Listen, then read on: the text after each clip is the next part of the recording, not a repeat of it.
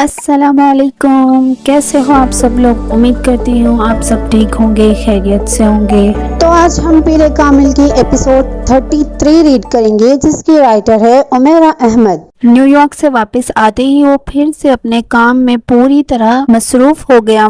فرق صرف اتنا تھا کہ اب وہ پاکستان میں فرقان اور ڈاکٹر صبط علی کے ساتھ مسلسل رابطے میں تھا۔ فرقان اسے اسکول کی ترقی کے بارے میں مختصر طور پر معلومات دیتا رہتا۔ یونیسیف کے لیے یہ کام اس کے جاب کا حصہ تھا اور اس کام کا معاوضہ بھی اچھا ملتا تھا، لیکن پاکستان میں یہ کام اپنے ریسورسز سے کرنا ایک مختلف تجربہ تھا۔ جو لوگ پہلے سے ہی سالار سکندر کو جانتے تھے وہ اب اسے پہچان نہیں سکتے تھے۔ اسے خود کے لیے بھی یقین نہیں ہو رہا تھا کہ وہ کبھی ایسا کام کرنے کا سوچ سکتا ہے۔ اپنے پروجیکٹ کے لیے اپنے اکاؤنٹ سے پیسے نکالتے وقت اسے ایسا محسوس ہوا کہ یہ اس کی استطاعت کے بالکل اندر ہے۔ پچھلے 3 سالوں میں اس کے خرچے بہت کم ہو گئے تھے۔ بہت سی چیزیں جن پر وہ پہلے اندھا دھن پیسہ خرچ کرتا تھا اب اس کی زندگی کا حصہ نہیں تھی۔ اپنے اکاؤنٹ میں جمع رقم دیکھ کر وہ حیران ہو گیا۔ وہ ایسا شخص نہیں تھا جو پیسے بچانے کے لیے جانا جائے۔ اسے ایم فل کے لیے اسکالرشپ ملا تھا، اس لیے اسے اس سلسلے میں کچھ خرچ نہیں کرنا پڑتا تھا۔ اپنے اپارٹمنٹ کا چکر لگاتے وقت اس نے دیکھا کہ وہاں کوئی فینسی یا مہنگی چیزیں نہیں تھی۔ انفیکٹ وہ کافی سادہ تھے۔ اس کی کچن بھی صرف ضروری چیزوں سے بھری ہوئی تھی، چائے، کافی، دودھ وغیرہ، اور سب طرح کا کھانا نہیں۔ وقت ایسا تھا کہ وہ گھر میں صرف سونے کے لیے آتا تھا، کام پر جانے کے لیے اس کے پاس کافی فارمل کپڑے تھے اور وہ اس معاملے میں زیادہ پرٹیکولر بھی نہیں تھا۔ اسے اچھی طرح یاد تھا کہ اس نے اپنے لیے آخری چیز کب خریدی تھی۔ یونیسیف کے کلیگز اور کچھ پرانے یونیورسٹی کے دوستوں کے علاوہ نیو یارک میں اس کا زیادہ کوئی نہیں تھا۔ شاید اس نے جان بوجھ کر اپنے سوشل سرکل کو محدود رکھا تھا، اور وہ بھی ایک رسمی تعلق تھا۔ اس کے لیے ایک چیز تھی جس پر وہ پیسہ خرچ کرتا تھا، کتابیں۔ تو اگر اس لائف سٹائل کے ساتھ اس کا بینک بیلنس اچھا تھا تو یہ کوئی حیرانی کی بات نہیں تھی۔ آفس، یونیورسٹی، اپارٹمنٹ، اس کے روٹین میں زیادہ اور کچھ نہیں تھا۔ جب سالار ایم فل کر رہا تھا اس نے یونیسیف چھوڑ کر یونیسکو جوائن کر لیا۔ ایم فل کے بعد سالار کا پیرس میں ٹرانسفر ہو گیا۔ اس سے پہلے وہ ایک فیلڈ آفس میں کام کر رہا تھا، لیکن اب اسے یونیسکو ہیڈ کوارٹرز میں کام کرنے کا موقع مل رہا تھا۔ پچھلے کچھ سالوں میں وہ پروجیکٹس کے سلسلے میں کبھی کبھی پیرس جاتا رہا تھا، لیکن اب اسے وہاں لمبے عرصے کے لیے رہنا تھا۔ وہ ایک جان پہچان کے محلے سے ایک اجنبی جگہ جا رہا تھا جہاں اسے زبان بھی نہیں آتی تھی۔ نیو یارک میں اس کے بہت سے دوست تھے، لیکن یہاں اس کا کوئی قریبی دوست نہیں تھا۔ یونیسیف کی طرح یہاں بھی اس نے اپنے کام میں ڈبکی لگا دی، لیکن جو اسکول اس نے اسلام آباد کے دیہی علاقے میں شروع کیا تھا وہ اس کے ذہن میں رہتا۔ کبھی کبھی وہ سوچتا کہ اپنے کام میں اتنا کلوزلی اٹیچڈ ہونے کے باوجود اس نے فرقان کی طرح اسکول بنانے کا سوچا کیوں نہیں؟ اگر اس نے کچھ سال پہلے سوچا ہوتا شاید آج وہ اسکول اچھے سے اسٹیبلش ہو چکا ہوتا۔ مجھے پاکستان سے زیادہ محبت نہیں ہے اور نہ ہی مجھے اس سے کوئی خاص لگاؤ محسوس ہوتا ہے، اس نے فرقان کو پہلی ملاقات میں بتایا تھا۔ کیوں؟ فرقان نے اس سے پوچھا۔ میں تمہیں نہیں بتا سکتا کیوں، لیکن صرف یہ کہ مجھے پاکستان کے لیے کوئی خاص جذبات نہیں ہیں، اس نے کاندھے اچکاتے ہوئے جواب دیا۔ اس بات کے باوجود کہ یہ تمہارا ملک ہے؟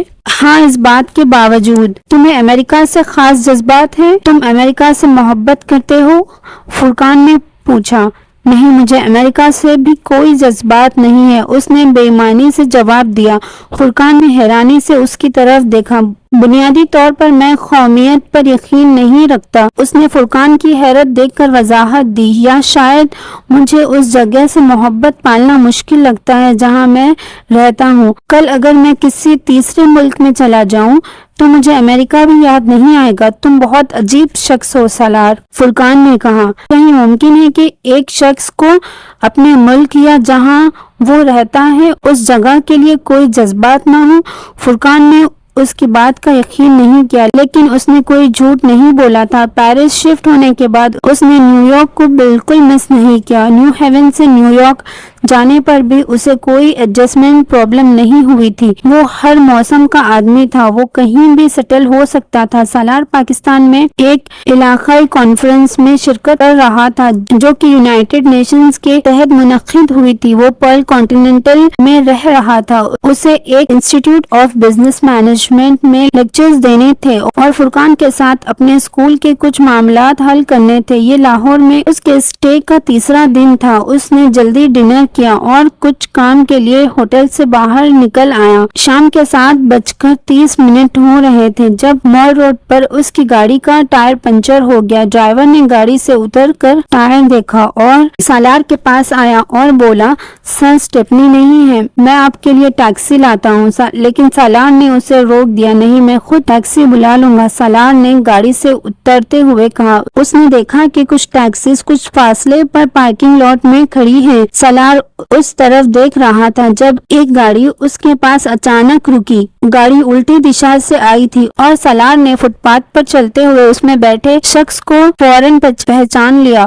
وہ عاکف تھا جو ڈرائیور سیٹ سے اتر رہا تھا۔ کچھ سال پہلے لاہور میں وہ اس کی زندگی کا حصہ تھا۔ عاکف اور اکمل، وہ زیادہ تر ان کے ساتھ ہی رہتا تھا اور عاکف اب سالار سے اتنے سالوں بعد مل رہا تھا۔ اس نے سب کو چھوڑ دیا تھا۔ واپس پاکستان یا لاہور آنے پر بھی اس نے ان سے رابطہ نہیں کیا۔ انہوں نے بار بار ان سے رابطہ کرنے کی کوشش کی لیکن ان کی کوشش کے باوجود اس نے ان سے دوری بنائی رکھی۔ اب اتنے سالوں بعد وہ اچانک اس کے سامنے آیا تھا۔ سالار بہت ٹینشن میں آ گیا۔ عاکف نے بہت گرم جوشی سے اس کا استقبال کیا۔ سالار، مجھے یقین نہیں ہو رہا ہے کہ تم ہو، تم اتنے سالوں تک کہاں چھپے رہے؟ تم غائب ہو گئے تھے، کہاں ہو تم دوستی؟ اور یہاں کیا کر رہے ہو؟ تم بالکل بدل گئے ہو، تمہارے بال کہاں گئے؟ تم لاہور کب آئے؟ تم نے مجھے بتایا کیوں نہیں کہ تم آ رہے ہو؟ اس نے سوالوں کی بوچھار کر دی۔ اس نے سالار کے ٹھنڈے رویے کو نہیں دیکھا۔ سالار جواب دے بھی نہیں پایا تھا کہ عاکف نے بولا، مال روڈ پر کیا کر رہے ہو؟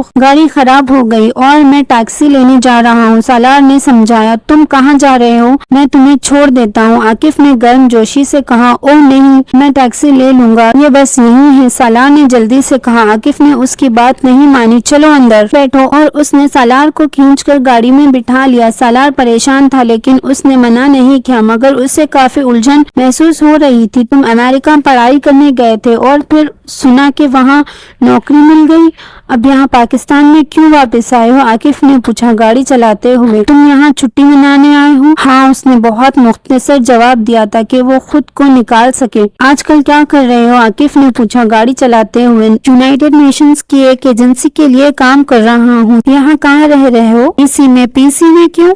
تم میرے گھر آ سکتے ہو یا مجھے بلا سکتے ہو۔ تم کب آئے؟ کل۔ پھر تم میرے ساتھ گھر چل رہے ہو؟ ہوٹل جانے کی ضرورت نہیں ہے۔ نہیں، میں کل اسلام آباد واپس جا رہا ہوں۔ سالار نے آسانی سے جھوٹ بول دیا۔ وہ عاکف سے چھٹکارا پانا چاہتا تھا۔ اس کی موجودگی اسے پریشان کر رہی تھی، یا شاید وہ گزرے وقت کی یادوں کی وجہ سے تھا۔ اگر تم کل اسلام آباد واپس جا رہے ہو تو میرے ساتھ گھر چلو، ہم ساتھ ڈنر کریں گے۔ عاکف نے دعوت دی۔ میں نے بس 10 منٹ پہلے ہی کھانا کھایا، پھر بھی میرے ساتھ گھر چلو، میں تمہیں اپنی بیوی سے ملواتا ہوں۔ تمہاری شادی ہو گئی؟ 3 سال پہلے۔ اور تمہاری؟ عاکف نے پوچھا۔ تمہاری شادی ہو گئی؟ نہیں۔ کیوں؟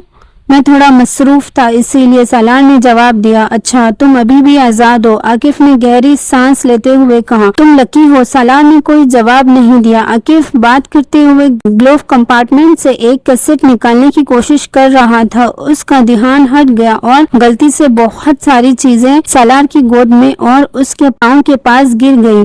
ٹو بیڈ، عاکف نے کہا۔ سالار جھک کر چیزیں اٹھانے لگا اور عاکف نے گاڑی کا لائٹ آن کر دیا۔ جب وہ چیزیں واپس رکھ رہا تھا تو اس نے ایک بجلی سی اپنے جسم میں محسوس کی۔ وہاں گلوف کمپارٹمنٹ کے ایک کونے میں ایک جوڑا بالیوں کا پڑا تھا۔ اس کے ہاتھ لرز گئے۔ اس نے اپنے بائیں ہاتھ سے بالیوں کو اٹھایا۔ اب وہ اس کی ہتھیلی میں تھی، گاڑی کی لائٹ میں چمک رہی تھی۔ وہ انہیں حیرت سے دیکھ رہا تھا۔ اچھا جی، چلیے ہم یہ ایپیسوڈ یہاں پر اینڈ کرتے ہیں۔ فائنلی ہماری سٹوری انٹرسٹنگ ہوتی جا رہی ہے، جس کا مجھے بھی انتظار تھا کب امامہ سے ملے گا سالار۔ تو مجھے لگتا ہے یہ بالیاں امامہ کی ہے، اور پتہ نہیں اسے آگے آگے کیا انکشاف ہوگا، کیا پتہ چلے گا. بہت زیادہ انٹرسٹنگ مجھے تو ایسا فیل ہو رہا ہے. یہ سالار کا کچھ مجھے تھوڑا سمجھ میں نہیں آ رہا ہے، پتہ نہیں کیوں لوگوں کو وہ خود سے دور کر رہا ہے. دوستوں سے تو مل ہی سکتا ہے. تو خیر، آپ لوگ نیکسٹ ایپیسوڈ مس مت کریے گا. انشاءاللہ میں آپ کو جلدی دیتی رہوں گی اور آنے والی ایپیسوڈز بہت انٹرسٹنگ ہوں گی. سالار کو پتا چلے گا امامہ کہاں پر ہے، کیسی ہے، وہ کیا کر رہی ہے، اس کا کیا بنا، اس کے پچھتاوے، وہ سب اس کے سامنے آنے والے ہیں. تو اسٹے ٹیون. ملتے ہیں اس کی اگلی ایپیسوڈ میں. مجھے دعاؤں میں یاد رکھیے اور اللہ حافظ.